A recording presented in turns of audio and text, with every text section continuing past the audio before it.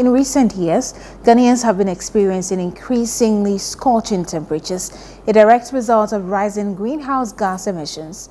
Gases like methane, carbon dioxide and nitrous oxide are released into the atmosphere, contributing to global warming and climate change. This shift is leading to heightened levels of ultraviolet UV radiation from the sun, creating new and often dangerous risks for the people exposed to them. Manu Ayama explores the health implications and reports. This rising heat isn't just an inconvenience. It's a silent killer. Greenhouse gases such as nitrous oxide, perfluorocarbons, methane, sulfur hexafluoride, and carbon dioxide are silently polluting the air with every passing day. These pollutants deplete the ozone layer, leaving us exposed to the sun's harmful UV rays. Once effectively shielded by the ozone, these rays now burn unchecked, directly affecting human skin. I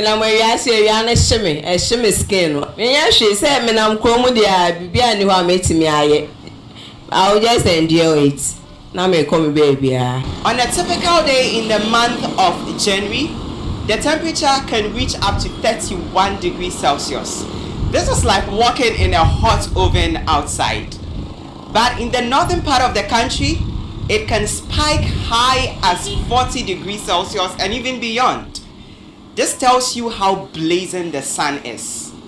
Well, how do people in the northern part of the country protect their skin from the scorching sun? For me, I think I believe in my shea butter a lot, so I don't use any other cream or any other product to protect my skin from the sun. Once I use my shea butter, I am okay with this. Sunscreen is the most important for me during the day, because you can do all the skincare, the toner, the whatnot, but if you do not apply the sunscreen, it's just like pouring water in a basket, because the sun will still have its way anyway.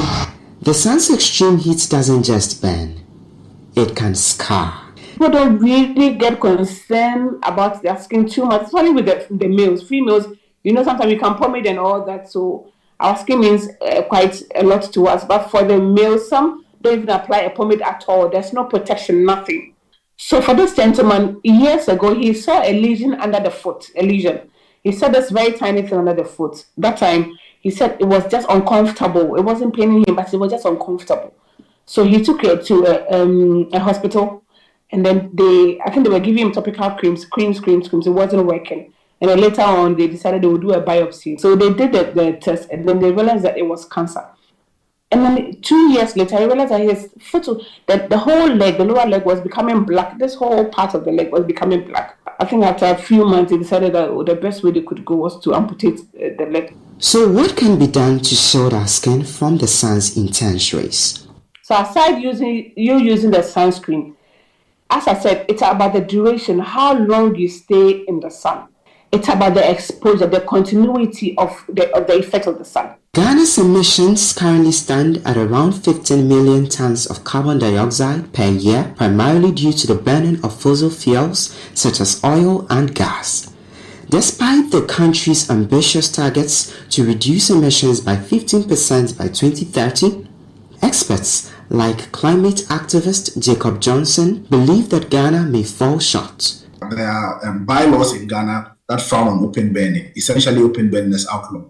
But what are state institutions or even local government institutions, are they able to enforce this? That's the question. Where is the enforceability in all of this? It is clearly lacking, because when you move around suburbs, even in the heart of Accra, you see a lot of burning that goes on. And Accra is supposed to be where everybody's eyes is focused. With every passing second, the environment becomes toxic to live in due to human activities like this.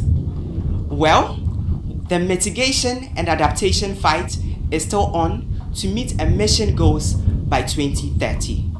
Time will tell if we will achieve the best results to sustain our environment. For ChannelOne News, I am Manuel Ayama.